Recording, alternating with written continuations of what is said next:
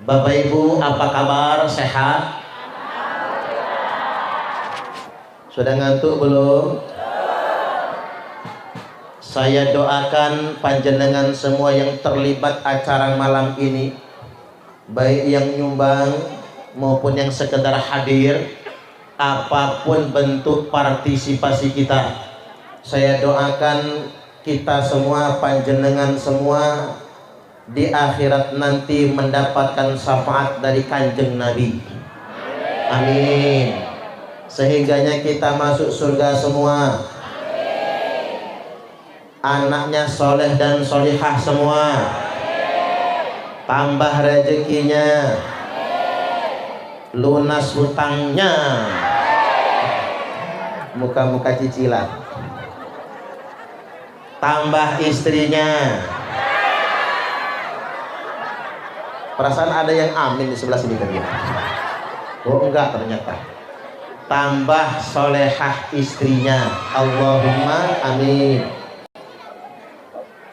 Kita ini memperingati Maulid. Kalau kata minhum, tuh golongan mereka, Wahabi bin Wahaboy alias Wahabrot. Tahu Wahabrot? Orang Wahabi mengatakan Maulid ini bid'ah, Maulid ini musyrik. Jangankan Maulid, geger kemarin ada oknum Wahabi ngamuk-ngamuk di masjid gara-gara anak muda sedang hadrah. Dia mengharam-haramkan hadrah, mengharam-haramkan terbangan rebana itu. Yang uniknya kan mereka itu sedikit, sing ngeyel, merengkel, ngotot, ngetet, ngeyel, merengkel, itu cuman sedikit. Mereka minoritas tapi berani ngamuk-ngamuk, berani marah-marah. Ini sedikit tapi ngelunjak ini tidak bisa dibiarkan. Masa kita yang mayoritas Ahlussunnah wal Jamaah dibegitukan? Apalagi kalau mereka banyak. Bahaya Bapak Ibu. Kejadian pekan yang lalu di Pakistan, umat Islam di Pakistan sedang merayakan Maulid, dibom sama Wahabi takfiri. 52 orang tewas. Orang sedang sholawatan, orang sedang maulid, dibom. Itu kalau banyak. Makanya Wahabi itu gak boleh banyak. Cocok atau cocok? Iya Pak ya. Ya kita harus sepakat. Masjid jangan sampai dikuasai mereka. Ada masjid-masjid di Bandar Lampung ini sudah dikuasai mereka. Kalau sudah dikuasai mereka, selesai. Mula-mula daftar jadi marbot. Emang si rajin kayaknya. Habis jadi marbot, jajal azan. Sudah biasa azan, khotib Jumat nggak datang, dia yang ngebadal. Sekali dikasih kesempatan badal khotib, nyelonong jadi imam. Pede Wahabi itu. Udah istiqomah jadi imam, begitu ganti takmir, teman-temannya dari berbagai macam daerah suruh ngumpul. Ada yang suruh ngontrak dekat masjid, ada yang beli rumah di sana. Begitu ganti takmir dari mereka, Ahlussunnah wal Jamaah dipinggirkan semua. Makanya hati-hati, kita nggak bisa lagi toleransi. Kalau mereka cuma numpang sholat, monggo kerso. Wong sama-sama Islamnya ini, gila begini. Silahkan, masih kita terbuka, aliran apapun boleh sholat di thoriqul ibad. Tapi kalau mau ngatur jangan. Cocok atau cocok? Ini harus tegas Bapak Ibu. Ini banyak anak muda yang nggak mondok. Anak muda nggak mondok ini dibid'ahkan Wahabi, udah keder duluan. Saya ambil contoh anak-anak muda Ahlussunnah wal Jamaah keder sama Wahabi. Contohnya apa? Habis sholat nggak mau lagi menghusap muka, menghusap ubun-ubun ke kening atau ke wajah. Itu Bapak Ibu memang bukan bagian sholat, itu perbuatan selesai sholat, tapi itu sunnah. Tapi gara-gara dibid'ahkan sama Wahabi, Aswaja ini habis sholat, assalamualaikum warahmatullah, assalamualaikum warahmatullah, nggak mau lagi ngusap muka. Ini fakta loh. Saya lihat di Bandar Lampung sedemikian rupa, padahal jelas riwayatnya Nabi itu kalau habis sholat ubun-ubunnya dipegang, diusap, lalu membaca doa, Allahumma adhib annil hamma wal hazan. Hafal nggak? Kalau nggak hafal nanti nonton di YouTube saya. Ini nggak ada ulangannya ceramahnya. Nonton di YouTube nanti dihafal. Itu doa maktur. Benerin dulu pecinya. Kelihatan muda kalau begini kan? Itu maktur, itu sahih Bapak Ibu. Kok bisa Ahlus Sunnah wal Jamaah? Ini terang-terangan. Sudah banyak orang Islam yang nggak mau menghusap keningnya, tidak mau menghusap ubun-ubunnya, tidak mau menghusap wajahnya, gara-gara dibid'ahkan Wahabi. Nah, kita harus pede, ini para santri harus pede kita ngadepin Wahabi itu. Jangan mau dibid'ahkan.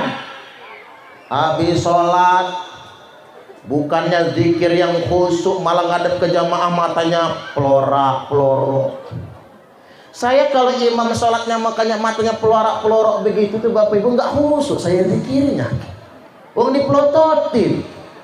Zikir jahar sudah ditinggalkan, di sini zikirnya masih jahar. Masih jahar kan? Iya dong, kan jelas Bapak Ibu. Anna raf'as sauti bidzikri hina yansarifun nasu minal maktubah kana ana ahdin nabiyyi sallallahu alaihi wasallam. Sesungguhnya mengangkat suara, mengeraskan suara bidzikri untuk berzikir wiridan hina yang sarifun nasu minal maktubah ketika orang-orang selesai dari sholat fardu 5 waktu, zuhur, asar, maghrib, isya, subuh, mengeraskan zikir bareng-bareng karena ala ahdin nabiyyi sallallahu alaihi wasallam. Itu sudah dikerjakan sejak zaman Nabi sallallahu alaihi wasallam. Sahih Al-Bukhari nomor hadis 841, Sahih Muslim nomor hadis 583, Sahih muttafaqun alaih. Jadi aswaja harus pede. Kadang-kadang begini Bapak Ibu, sholat aja aneh-aneh. Kita di NU ini Ahlus Sunnah wal Jamaah mengakui 4 madhab. Madhab Imam Abu Hanifah, madhab Hanafi, Maliki, Asy-Syafi'i, Hambali. Terserah kita mau Hanafiyah silahkan, Malikiyah silahkan, Syafi'iyah silahkan, Hanabilah silahkan, sesuai dengan kecenderungan kita masing-masing. Tapi umumnya kita di NU nang Indonesia Syafi'iyah. Enggak boleh kita ikut-ikut Wahabi tidak bermadhab. Kalau nggak bermadhab Bapak Ibu berarti kita langsung ke Quran dan hadis. Ini bahaya. Saya ambil contoh cara sholat sederhana. Kalau kita taklid hukmiyah ke madhab Syafi'i, cara sholat itu begini Bapak Ibu. Nah, praktek ya, begini. Jarinya mekar, jari mekar. Kemudian jempol tangan nyentuh tempat anting-anting. Nah begini. Ini madhab Syafi'i. Sikunya diangkat Pak, sikunya diangkat. Kecuali dalam shop. Kalau dalam shop jangan terlalu muka orang di samping kita itu. Ini laki-laki. Kalau perempuan sikunya tarik ke badan. Kalau laki-laki siku dibuka, kelek terbuka. Tapi kalau perempuan ketika takbir begini tutup begini. Ada ibu-ibu iseng nanya, Ustadz kok beda laki sama perempuan? Laki buka, perempuan nutup. Mungkin kelek perempuan lebih bau, barangkali begitu. Tidak, karena perempuan mesti lebih rapat daripada laki-laki. Kalau pendapat Imam Hambali, ngangkat takbir itu begini, ingat telapak tangan, begini, ngambilnya bahu.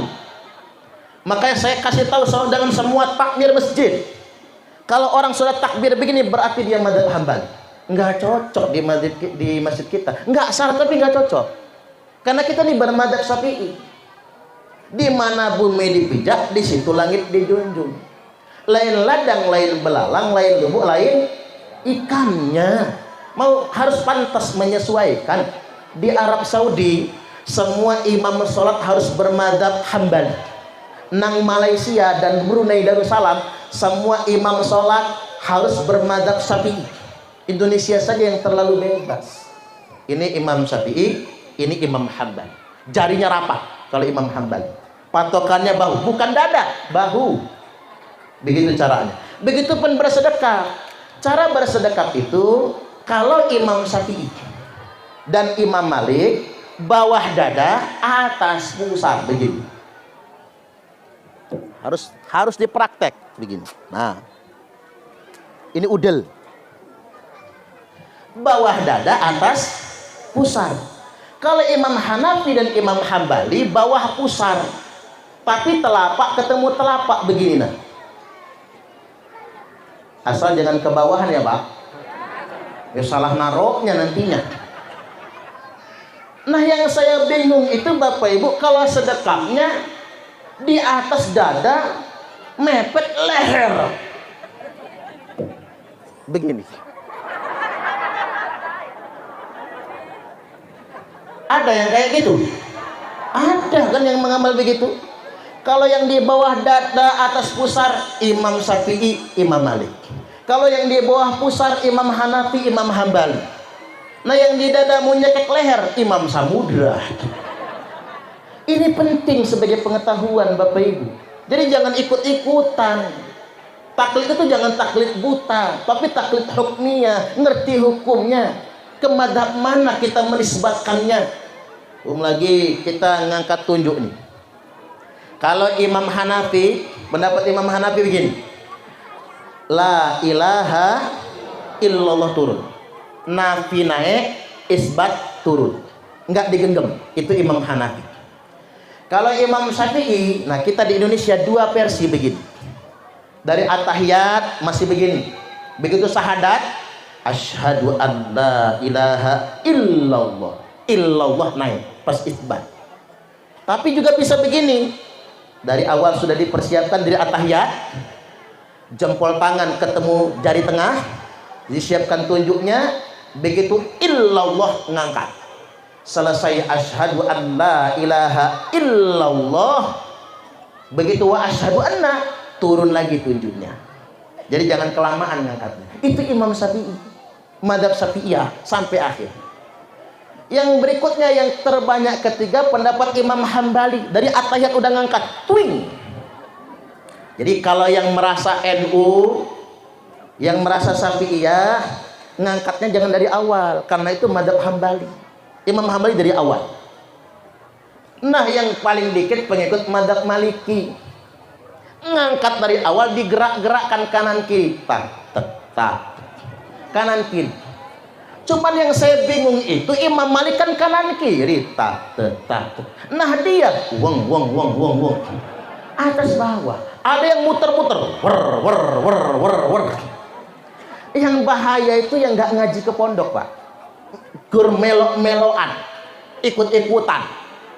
Ada saudara saya nggak pernah sholat, nggak pernah ngaji, ibarat kata alif bengko aja nggak ngerti.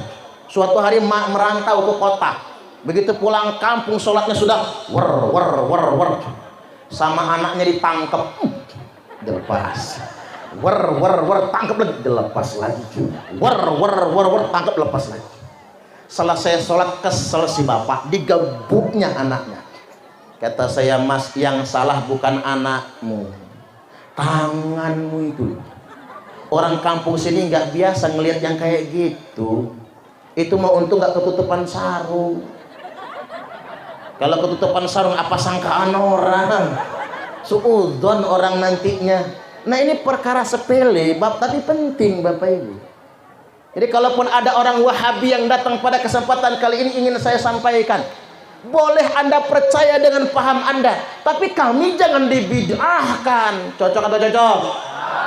Hak Anda dengan madhab Anda, tapi kami jangan dikafir-kafirkan. Oke, gini sajalah kita pakai rumus Al-Quran.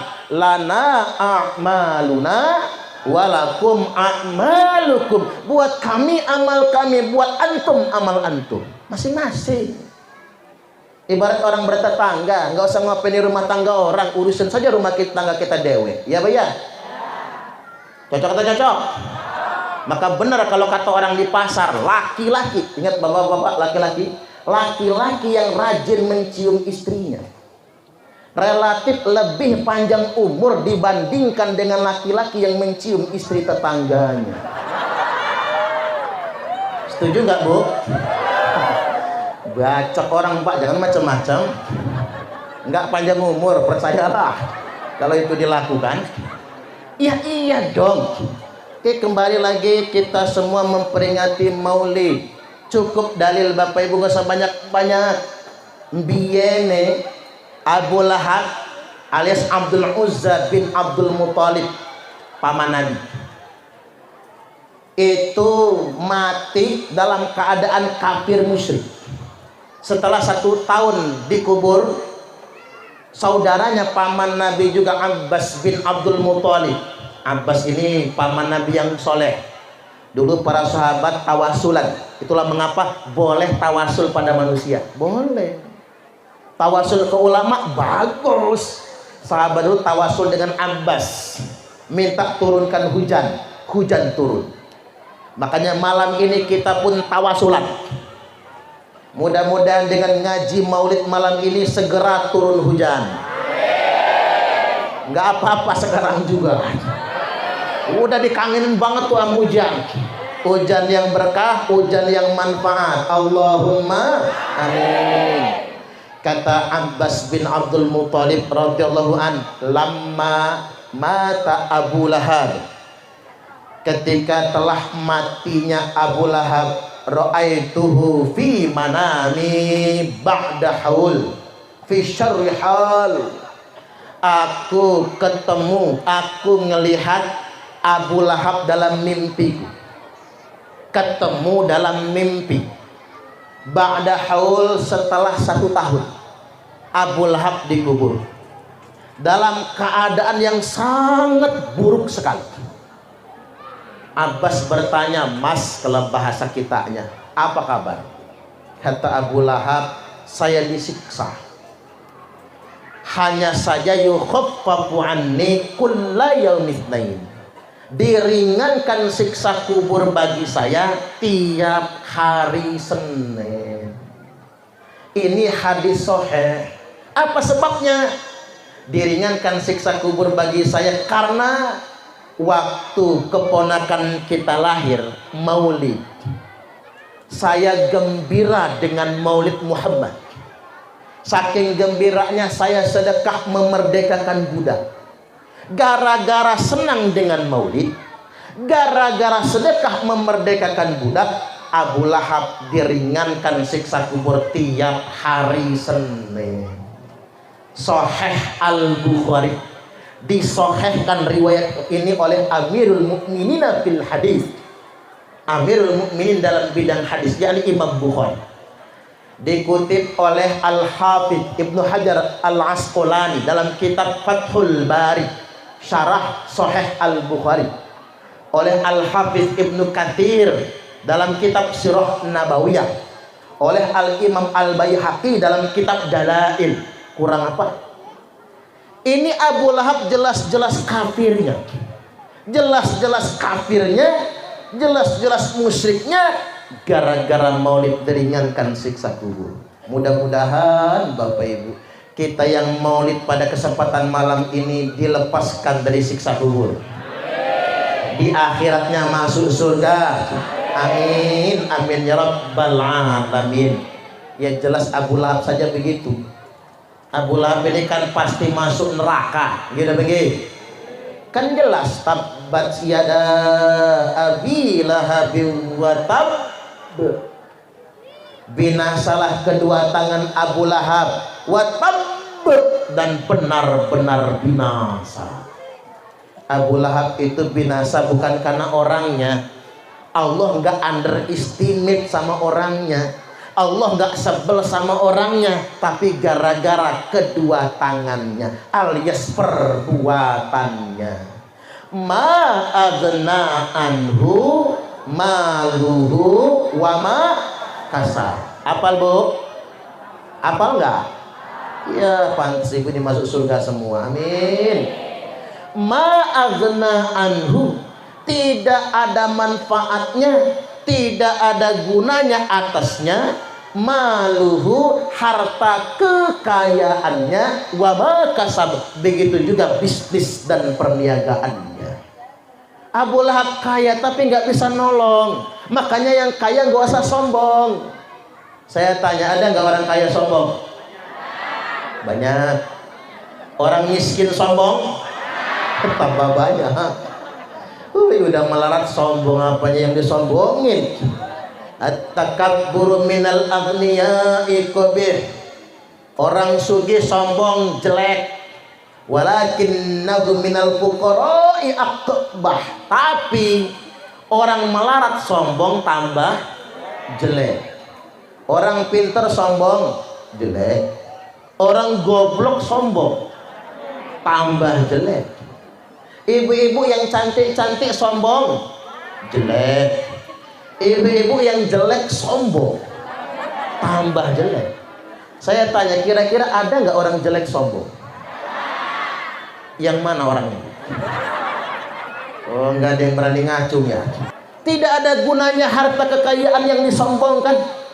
Kemudian yang berikutnya, saya selana dzata. Abu Lahab ini pasti masuk neraka, Pak. Karena ini pakai sin litantis. Niscaya pasti Abu Lahab masuk neraka. Dzatalah. Nerakanya berupa api yang bergejolak, merah menyala. Dan ternyata yang masuk neraka bukan cuma Abu Lahab, wa mra'atuh, biniknya juga. Pas betul panitia ini ngedeketin saya sama emak-emak. Emang ceramah itu bagus beginilah. Saya kalau yang di depan saya ini bapak-bapak, kayak tadi malam di Panjang Gena. Kalau ngeliat bapak-bapak itu serem, Bu. Tapi kalau ngeliat ibu-ibu begini, adem rasanya saya. Saya kok merasa lebih muda rasanya ya. Wa mra'atuh. Ingat, yang masuk neraka bukan cuma si Abu Lahab, biniknya Melo. Mengapa istrinya masuk neraka? Ini yang mesti dipikir oleh emak-emak, direnungkan. Hammalatal hatab, karena biniknya tukang gotong kayu bakar. Tapi jangan dikira bininya Abu Lahab sibuk cari kayu bakar di hutan. Abu Lahab orang sugih, banyak asisten, banyak budak sahaya dia, sekedar untuk cari kayu bakar. Itu bahasa majazi. Yang dimaksud dengan gotong kayu bakar itu biniknya Abu Lahab ini bigos biang gosip, tukang nyinyir, provokator alias kompor. Itu maksudnya.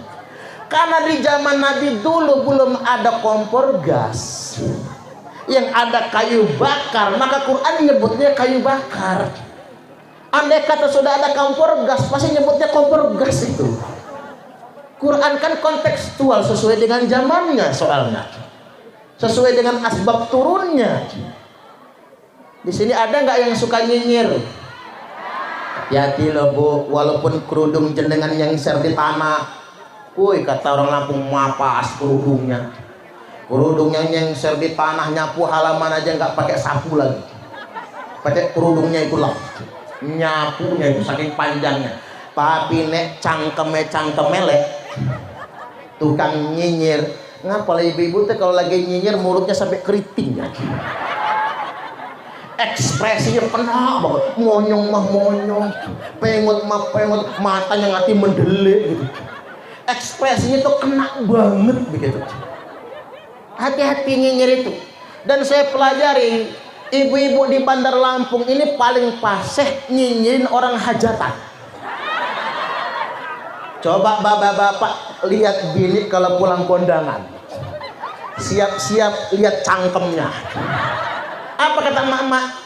masakannya anyep semua. Bener kan? Itu paling sering kedengaran di kuping saya itu. Berarti istri saya dong. Anyep. Kadang-kadang gak enak itu yang diomongkan bukan makanan pokok. Yang diomong itu makanan pendamping kayak baksonya, tekwannya, empek-empeknya. Ketiban undangan. Ya sih empek-empeknya enak, cukanya mantap. Ya anggota dewan sih yang hajatan. Pak Suparno namanya. Tapi baru setengah jam udah habis. Dasar dewannya pelit. Bukan dewannya pelit, sampai ngambilnya kebanyakan. Yang belakangan gak kebagian. Akhirnya nguping yang lain. Yang nguping Bu Lurah.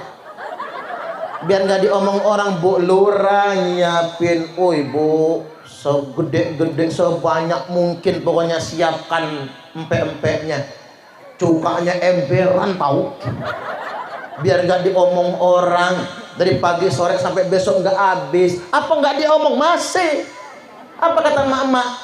Iya sih empek-empeknya banyak, cuman gak ada rasa. Cuman aci doang campur bawang putih. Nah cukanya kecap campur air. Sadis Pak, sadis kalau udah ngomong. Akhirnya yang hajatan berikutnya mikir kan, beli empek-empek langsung pesen ke Palembang biar gak diomong orang. Cukanya yang mantap, pagi siang sore sampai malam gak habis-habis. Apa nggak diomong? Masih juga. Iya sih empek-empeknya mantap, cukanya enak, dari pagi sampai malam nggak habis-habis. Tapi saya nunggu nih pondokannya itu, matanya mendelik aja, kayak nggak ikhlas kalau diambil. Enggak, apa sih yang nggak bisa diomong? Itu mulai nyinyir. Abis nyinyir Bu, naik dia jadi gibah. Jadi nyinyir itu masih adiknya gibah. Gibah itu membicarakan keburukan orang lain berupa aib, berupa perbuatan dosa yang sesuai dengan fakta. Saya ingin kasih peringatan pada kesempatan malam ini. Man ayyar akhahu bidzambin lam yamut hatta ya'malah. Barang siapa yang ayyara, memviral-viralkan, menyebar-nyebarkan dosa yang dikerjakan oleh saudaranya, aib yang dikerjakan oleh tetangganya, lam yamut hatta ya'malah, tidak akan mati dia sebelum dia sendiri mengerjakan aib yang memalukan itu. Makanya hati-hati, jangan sebar gosip. Tahu gosip? Digosok makin sip. Abis tak ceramahin begini, ada ibu-ibu yang nangis. Ustaz, saya hobi betul ngegosip, apalagi di tukang sayur Ustaz, sampai lupa pulang. Cuman saya ini saking hobinya ngerumpi, kata dia, kalau seminggu aja nggak ngerumpi demam saja.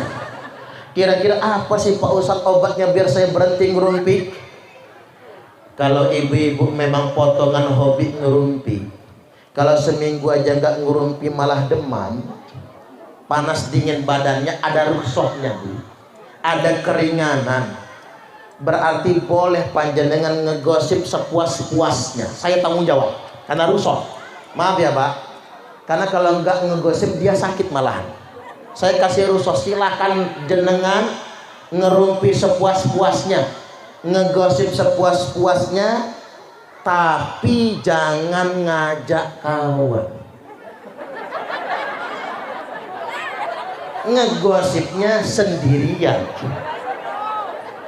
enggak suruh, ya resikonya. Ngumpet pengen ngegosip, langsung masuk kamar, ngadep cermin, ngomel lah di situ.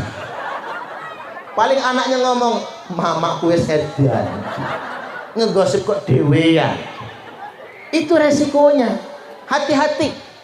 Tahukah siapa orang yang bangkrut? Atadruna manil muflis?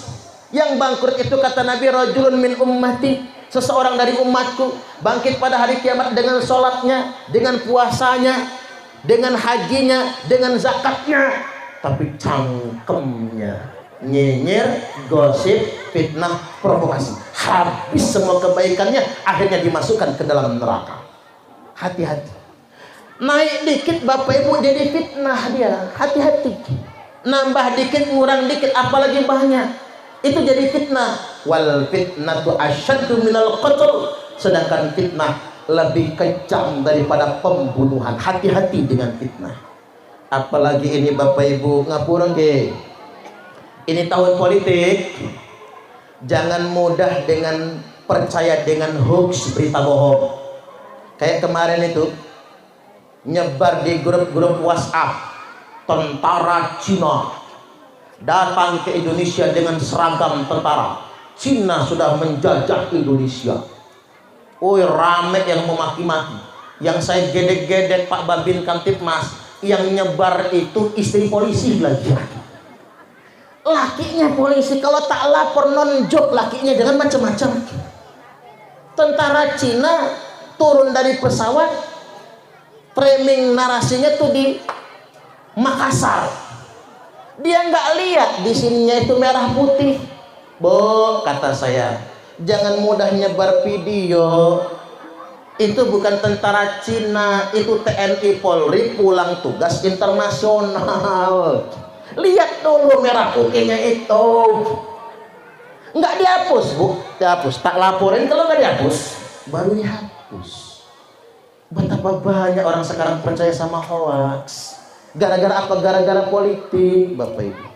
Apalagi ini jelang pemilu, banyak orang nanti mengatasnamakan agama. Ingat, saya akan ingatkan firman Allah Ta'ala, wala tuti' kulla hallafin mahin. Wala tuti', pakai ain ya Bu, tuti'. Kalau tuti, ada yang namanya tuti, habis kentut mati. Maaf biar nggak ngantuk, guyon lah. Kalau ceramahnya terus serius ya ngantuk. Wala tuti', jangan ikut-ikutan, ojo melok-melok. Kalau buat anak muda, jangan jadi followers, unfollow saja. Kulla halaf, orang yang gampang sekali bersumpah atas nama agama. Dikit-dikit demi Allah, dikit-dikit bela Islam, dikit-dikit bela Islam. Sumpah atas nama agama, dikit-dikit ngangkat Quran, mubahalah. Mubahalah di atas kepala. Ojo melok-melok. Orang yang gampang bersumpah, dia berpendusta, dia berbohong. Ini ilmu buat panjenengan. Tolong diingat pesan saya. Orang kalau dikit-dikit nyebut demi Allah, bohong. Ingat nggak, Bu? Jadi kalau suami ngomong demi Allah mah, itu bukan selingkuhan papa. Itu cuma teman saja, bohong dia. Ketahuan, tak kasih bongkar kartu. Ini Quran loh. Ini Al-Quran. Jangan percaya sama orang yang gampang sumpah. Apalagi gampang mubahalah. Hebat amat orang gampang mubahalah. Hallafin mahin, gampang mubahalah, gampang mencela, dikit-dikit menghina. Hammazim masya'in binamim. Hammaz itu artinya apa? Menyebarkan ujaran kebencian. Ada dalam Quran hate speech, ujaran kebencian. Masya itu udah bahasa kitanya. Mim, shin ditasdid, kasih satu alif, kasih hamzah. Itu artinya apa? Kesana kemari, wara wirik.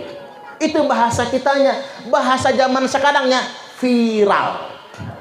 Jadi viral itu ada istilahnya dalam Al-Quran. Memviralkan sumpah-sumpah, memviralkan ujaran kebencian, memviralkan berita bohong, binamim, yang tujuannya provokasi, adu domba. Jangan ikut-ikutan. Saya himbau, beda pilihan politik wajar, cocok atau cocok? Silakan jenengan mau pilih yang mana? Merah, kuning, hijau, hitam, apa lagi? Biru, silakan. Kita tidak boleh memaksa orang. Iya, Pak ya? Termasuk milih calon presiden.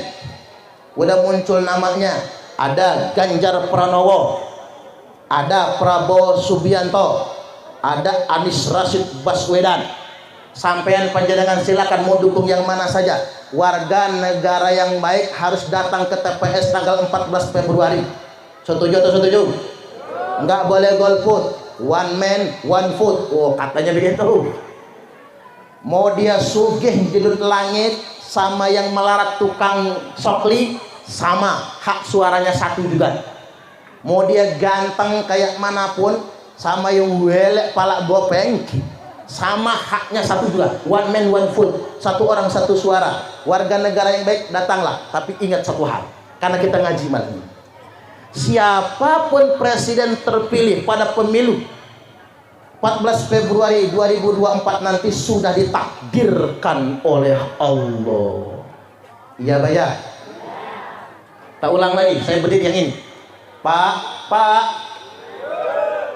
siapapun presiden terpilih di Pilpres 2024 nanti sudah ditakdirkan oleh Allah. Percaya? Iya, nggak percaya kafir gitu, jangan macam-macam. Ini iman kepada kodok dan kodar Bapak Ibu, jangan macam-macam. Saya juga heran mengapa orang habis pemilihan kok nggak terima dengan presiden terpilih. Dia ngaku iman, tiap hari dia sujud, tapi dia nggak percaya dengan takdir Allah. Makanya begini, oke, beda pilihan presiden nggak apa-apa. Mau pilih Pak Ganjar, mau pilih Pak Prabowo, mau pilih Pak Anies Baswedan, silahkan, nggak usah berantem. Itu urusan dunia, jangan terlalu serius. Tapi ada tapinya. Kalau saya boleh milih Bapak Ibu, kan bukan dalam masjid. Kalau dalam masjid kan gak enak. Ini karena di jalan boleh kampanye dikit saya. Kalau saya Bapak Ibu, maunya saya yang jadi presiden. Maaf, saya kampanye. Tepuk tangan dulu, tepuk tangan. Ya siapa tahu saya jadi presiden, ge. Presiden Suparman Abdul Karim. Berkunjung ke Pinang Jaya, mampir sholat di Masjid Thoriqul Ibad. Kalau saya jadi presiden, ingat janji saya, masyarakat Pinang Jaya ini saya ajak pengajian ke Istana Negara semua. Tak terbangin ke IKN Kalimantan itu, numpak pesawat. Dan saya kalau jadi presiden, saya janji Ustadz Maman Abdurrahman saya jadikan Menteri Agama. Mantap. Ustadz Wasimin Menteri Pemuda Olahraga. Lama-lama kok saya jadi stres ya. Ya iya dong. Nek karepe dhewe, kalau maunya kita itu maksa, ngapain orang yang jadi presiden, mending kita kan. Itu loh maksud saya Bapak Ibu. Ngapain hidupnya kok ngotot amat gitu. Sampai-sampai musuhan gara-gara beda pilihan presiden. Zaman 2019 itu kan bikin sebel. 01, 02. 01 digelarin apa? Kecebong. 02 digelarin kampret. Yang saya bingung, kalau lakinya milih 01, bininya milih 02. Kecebong sama kampret kawin. Nah anaknya apa? Namanya kecepirit. Payah kita ini Bapak Ibu. Itu urusan dunia kok serius-serius amat. Wong semuanya sudah ditakdirkan oleh Allah. Jangankan cuman presiden, wong daun yang jatuh saja sudah ditetapkan Allah. Apalagi urusan sebesar presiden. Kita harus percaya dengan takdir, ketetapan dari Allah Subhanahu wa taala. Ingat, jangan jadi provokator. Jangan suka provokasi. Berita yang belum jelas sumbernya jangan sekali-kali disebar. Karena kalau disebar, apalagi zaman media sosial ini, pencet pakai tangan, masuk grup WhatsApp, sebar se-Indonesia, tanggung dosanya dewe. Makanya saya bingung Bapak Ibu, ngapa sih orang Indonesia ini ngapura? Orang Indonesia ini rajin ke masjid, tapi nyebar berita bohong. Ini fakta loh. Bahkan di khutbah Jumat berani nyebarin fitnah. Khutbah Jumat, ya kok saya tahu, ya tahu kawan dewe Pak. Kata saya, Ustadz Anda dosa. Berani nggak Anda nanggung dosanya? Nyebarin fitnah di mimbar-mimbar Jumat. Pernah nggak dia minta maaf dengan apa yang dikatakannya itu? Hati-hati. Ingat Bapak Ibu, jadi penceramah ini amanah. Saya cuma ingin sampaikan sama kalian jenengan semua, penceramah itu tetap manusia biasa, ya Pak ya? Ada baiknya ambil, kalau jelek tolak. Jangan dikira Pak Parman ceramah di sini malaikat, bukan malaikat saya, bukan. Buktinya kalau lihat cewek cantik, kadang-kadang lupa nunduk juga. Ya kita belak-belakan Bapak Ibu, jangan sok suci.